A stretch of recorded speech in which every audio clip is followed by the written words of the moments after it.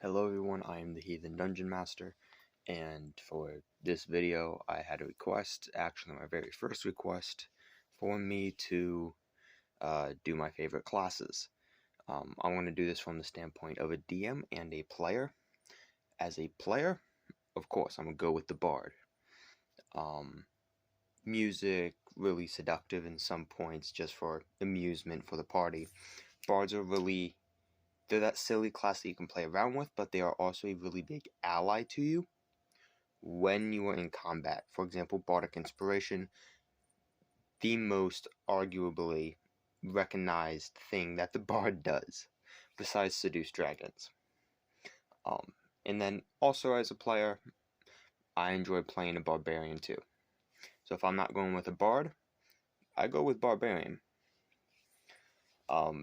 Just because I get to wreck stuff. Don't get me wrong, I have most likely a low intelligence. But if you want to throw a curveball, make your Barbarian have a higher intelligence, but a moderate strength. Would make no sense logically, but it would throw a curveball at anyone that is coming to your first time session. That's just pretty much, those are my two big ones that I enjoy playing as. I don't really tend to go for clerics or paladins because that get magic from deities and then you have to do all that divine work, and that can be really hard and complicated. Hello, kitty. Anyways, a fighter, it's really basic for a first-time player. I'm trying to think of like others that like I would use as a player, but I can't really think of any because Artificer and Mystic and Blood Hunter, those aren't so much. No, Artificer is in 5th edition, right? But I haven't seen Mystic or Blood Hunter yet. I do know that Blood Hunter was made by Matthew Mercer, and I have played a Blood Hunter, but it was a very complicated one for me to get into. Now, from the standpoint of a DM, I personally, again, I enjoy seeing Barbarians because it gives me more of a challenge for me to put something on the table for them to go after. Okay, this is a Barbarian. He's going to wreck it. He's going to go right into combat knowing them. I know that me personally, again, I enjoy throwing surprises at my players. I'll give an example. For example, one time we were doing this whole vampire werewolf kind of campaign, and one of my players was a werewolf.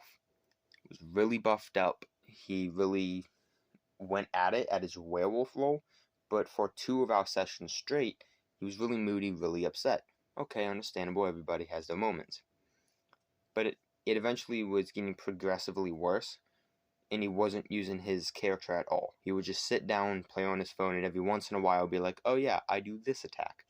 So I throw them in the curveball of, you want to go into that house? Okay. Because they're searching through this ruined city.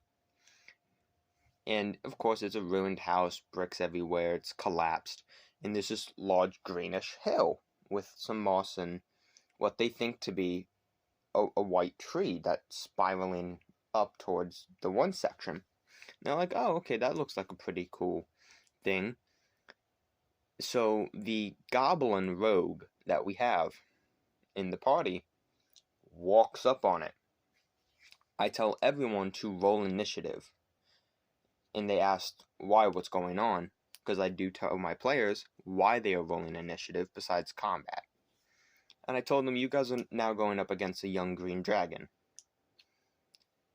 The faces on everyone was exciting and made me happy because they were all shocked and they were like, oh. But the werewolf, who has been moody, he had a face of, I'm gonna die. So that entire session went really well because it gave him shock value, and it led for the campaign to go for the rest of the time really well. Now, back to the topic of favorite classes for me as a DM. Barbarian, again, I always enjoy seeing. Bards, make it tricky because everyone wants to play around with a bard, and I can reasonably see why. Paladin's another one. Paladin and clerics. I always suggest for there to be like either of the two in any party, just because of the healing aspect and the help that they will give to the entire group. So those are what I enjoy seeing. What I don't enjoy seeing is when, for example, artificers. I don't enjoy seeing artificers a lot because when an artificer comes to the table, a lot of what they do is just crafting, trying to just do more stuff. They don't do anything meaningful within their extra time besides tinker. Yes, tinkering is going to be nice, it's going to be effective during your combat or whatever you're trying to make. But other than that, there's no sentimental anything. Like, there's no downtime of, oh, I'm going to go to the pub and have a good time, go karaokeing or something. They don't do that. They're just going straight to wherever they need to go. Usually I see them go to the blacksmith and then the woodworker to get materials. And then they go straight to tinkering in a little hut. While the others are going off having little families in the game, having castles and all this other great stuff that they're using with their money. Meanwhile, the artificer has just this pile of money in the corner of his room, and he's not using it for anything because his gadgets are just there. Because his gadgets do everything. He doesn't need to use the money, which is nice and all, but does cause for issues. What I also don't enjoy seeing is probably wizards. I'm getting into spellcasters now because I went into fighting and slight spellcasting, but actual spellcasters. So, wizards are nice to have, of course. What I don't think is fair is how weak the wizard is in health. And we all know the meme of, wizard, get ready. You're going to deal, rolls a d6. 5 points of damage. How you doing? I'm dead. We all know that meme, where they're just rolling a d6 and the wizard's gonna die. So, does make for a pain for me to make certain things during the beginning of our campaign or missions while we have a wizard, because he's on such low health, he has to be in the back so he can cast anything without dying. Druids they can be a pain because they do a lot of wild shaping, but I can understand why. It's not something I'm big on seeing, but I'm of the opinion as a DM, play what you want as long as you can balance out the character, and I can take a look at the character beforehand. We good to go. So that's pretty much it. Warlock and Sorcerer, I don't want to say much on yet, especially Warlock, as the new 5th edition book is going to be coming out soon, and I do want to take a look at what that has to offer and see what my players hit me with when they become Warlocks.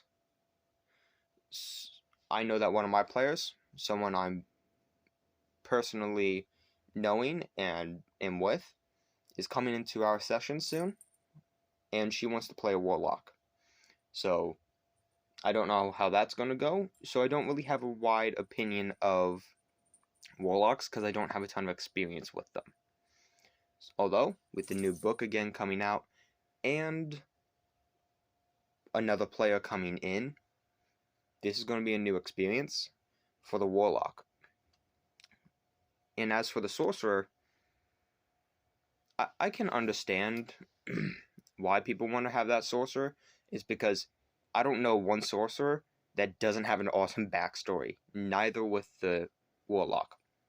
Both always have good backstories, which is always enjoyable, of course. So I'm going to close out the video and let everyone go ahead and have their opinions in the comments section of their favorite classes and do they agree or disagree with any of my points. So just know that this is my personal opinion as a player and a dungeon master.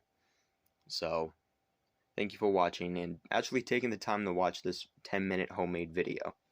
Thank you, I'm the Heathen Dungeon Master, and I will see you all in the next video.